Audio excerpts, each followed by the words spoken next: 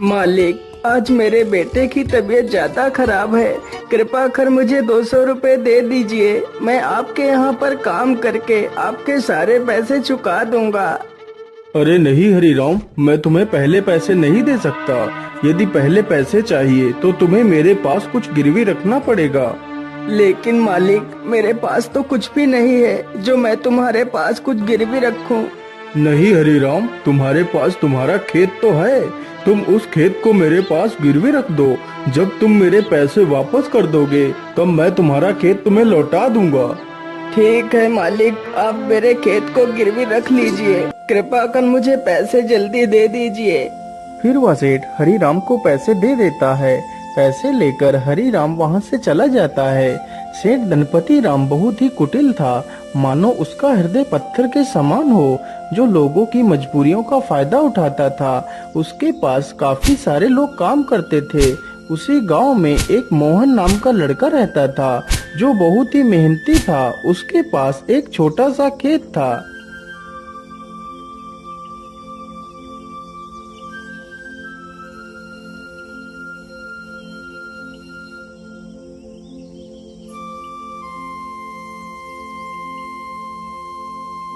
अरे मोहन बेटा, जरा पानी वानी तो पी लो। तुम तो कितनी मेहनत करते हो।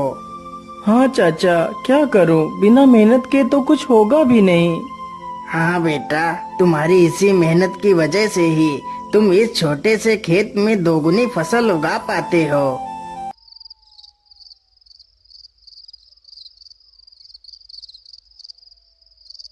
मोहन अपने बूढ़े माता पिता के साथ ही रहता था। मोहन के पिता की तबीयत हमेशा खराब ही रहती थी। घर की सारी जिम्मेदारियां मोहन के कंधों पर ही थी। पिताजी, आज तो आपकी दवाई खत्म हो गई है। कोई बात नहीं बेटा, तुम कल मेरे लिए दवाई ले आना।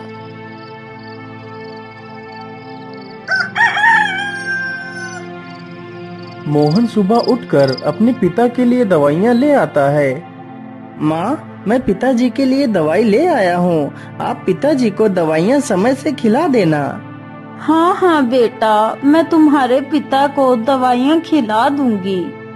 माँ, आज तो मौसम कितना अच्छा है। मैं आज ही खेत में बीज बो देता हूँ। ठीक है बेटा, जैसा तुम्हें अच्छा लगे वैसा ही करो। मोहन तुरंत ही अपने बैलों को लेकर खेत की तरफ निकल पड़ता है।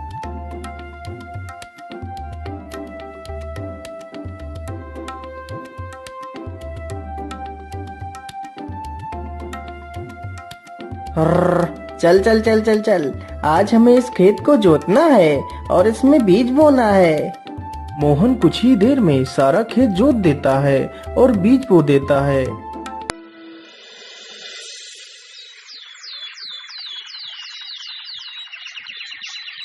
कुछ ही दिनों में खेत में बहुत अच्छी फसल तैयार होती है। अरे मोहन भाई, हर बार की तरह इस बार भी आपके खेत में कितनी अच्छी फसल तैयार हुई है। हाँ मदन भैया, यह सब ऊपर वाले का ही आशीर्वाद है, जो हर बार मेरे खेत में इतनी अच्छी फसल होती है। वे दोनों आपस में बात कर ही रहे थे कि तभी काले बादल छा जाते हैं।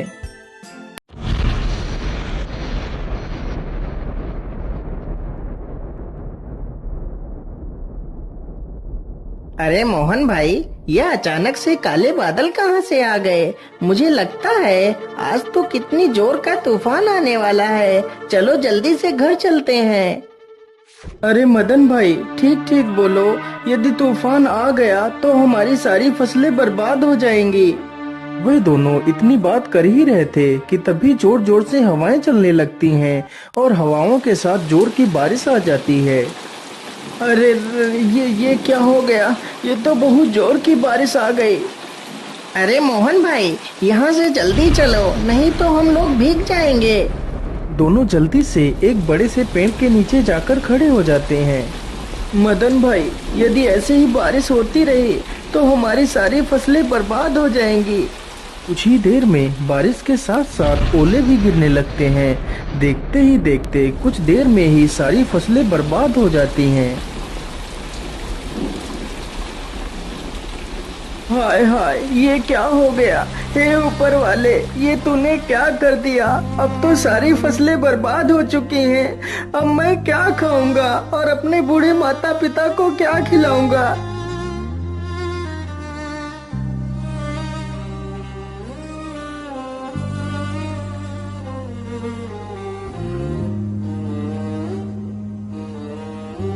बेटा, तुम चिंता मत करो, ईश्वर पर भरोसा रखो, सब कुछ ठीक हो जाएगा। नहीं पिताजी, अब कुछ भी ठीक नहीं होगा। हमारी सारी फसलें तो नष्ट हो चुकी हैं। अब हम क्या करेंगे पिताजी? बेटा, तुम चिंता मत करो। तुम कल ही सेठ धनपति राम के घर चले जाना। वह तुम्हें काम पर जरूर रख लेंगे।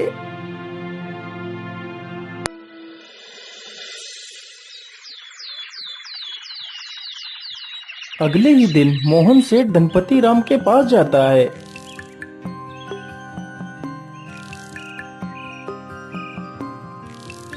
सेठ जी, मैं बहुत परेशानी में हूँ। कृपा कर मुझे किसी काम पर रख लीजिए। मोहन सेठ को अपनी सारी कहानी सुनाता है। सेठ जानता था कि मोहन बहुत मेहनती इंसान है। वह कम खेत में ही दोगुनी फसल उगा लेता है। यदि वह मोहन को काम पर रख लेगा तो उसे दोगुना फायदा होगा। लेकिन सेठ उसकी मजबूरी का फायदा उठाना चाहता था।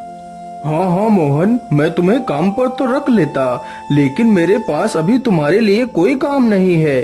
तुम अभी अपने घर वापस लौट जाओ।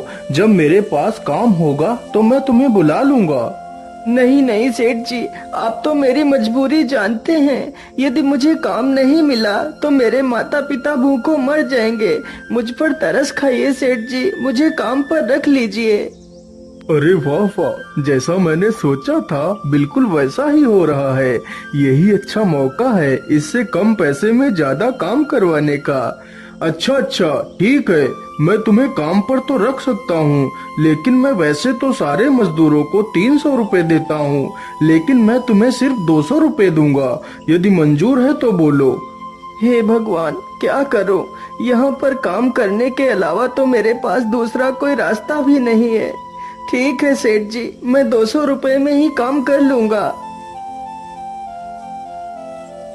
मोहन अगले दिन से ही सेठ के घर काम करने लगता है। इसी प्रकार मोहन को काम करते करते पूरा 2 महीना गुजर जाता है।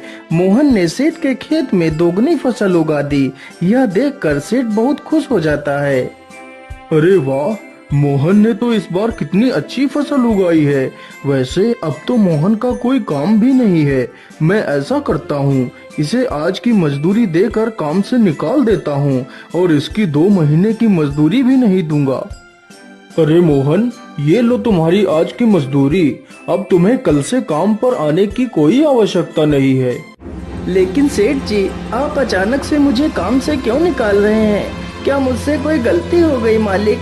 नहीं मोहन, तुमसे कोई गलती नहीं हुई है। अभी मेरे पास तुम्हारे लिए कोई काम नहीं है। जब मेरे पास काम होगा तो मैं तुम्हें जरूर बुला लूंगा। लेकिन मालिक, यदि आप मुझे काम से निकाल देंगे तो मैं भूखों मर जाऊंगा। मैं अपने पिता के लिए दवाइयाँ कहाँ से लाऊंगा? मुझ पर दया कीजिए सेठ जी। सेठ मोहन की एक बात भी नहीं सुनता और उसे काम से निकाल देता है।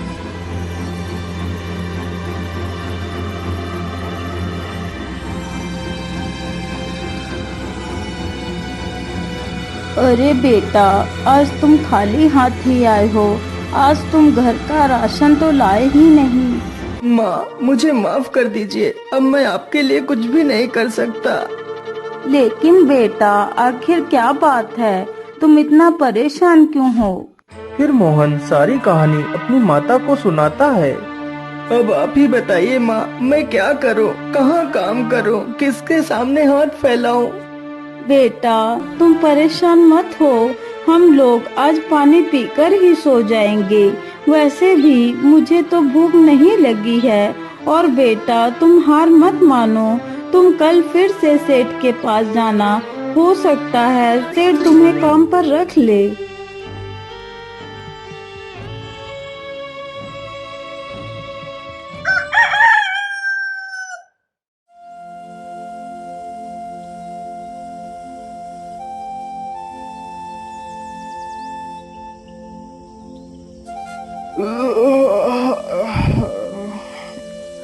अरे सेठानी जी, आप मेरे लिए नाश्ता तैयार रखना, मैं जरा खेतों की तरफ से घूम कर आता हूँ।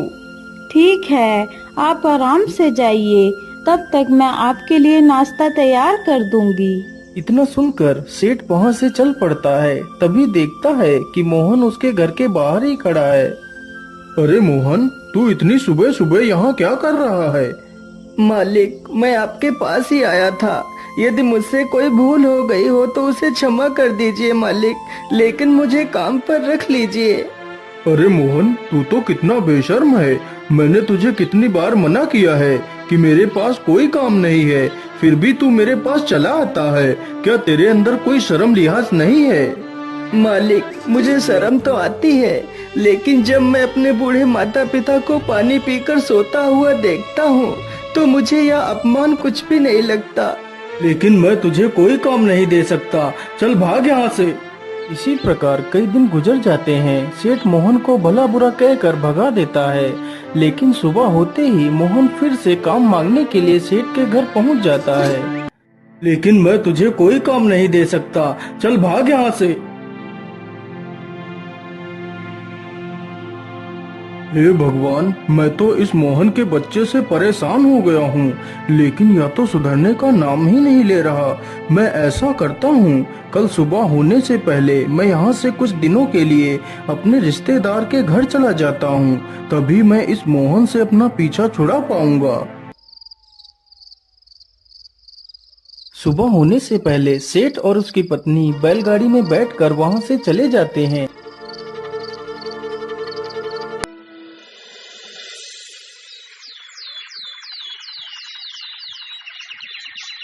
उधर मोहन रोज की तरह फिर से सेठ के घर आता है तो देखता है, अरे ये क्या, आज तो सेठ के घर ताला लगा हुआ है। इसका मतलब सेठ जी कहीं बाहर गए हैं। मैं ऐसा करता हूँ, यहीं पेड़ के नीचे बैठकर सेठ जी का इंतजार करता हूँ। इतना सोचकर मोहन पेड़ के नीचे बैठ जाता है और सो जाता है। तभी कुछ चोर सेठ के घर के पास आते हैं।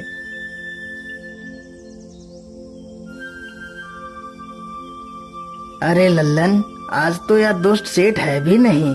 आज अच्छा मौका है, चलो आज इस सेठ की सारी तिजोरी खाली कर देते हैं। चोर जल्दी से एक पत्थर उठाता है और ताले को तोड़ने लगता है।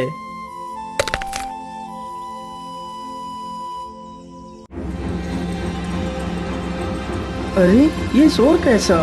ये कौन है? मुझे लगता है ये तो कोई चोर है। अरे रुक जाओ, तुम लोग ये क्या कर रहे हो? तुम सेठ के घर का ताला क्यों तोड़ रहे हो?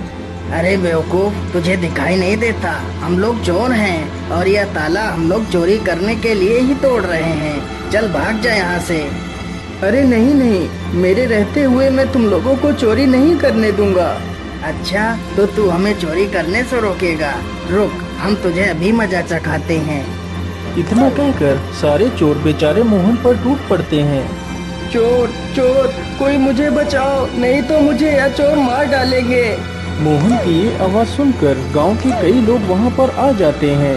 तभी वह सारे चोर वहां से भाग जाते हैं, लेकिन बेचारा मोहन काफी ज्यादा घायल हो जाता है।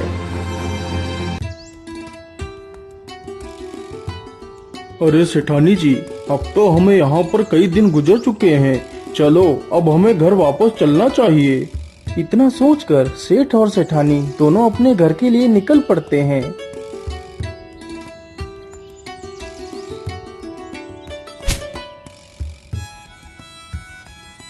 अरे वाह, जैसा मैंने सोचा था बिल्कुल वैसा ही हुआ।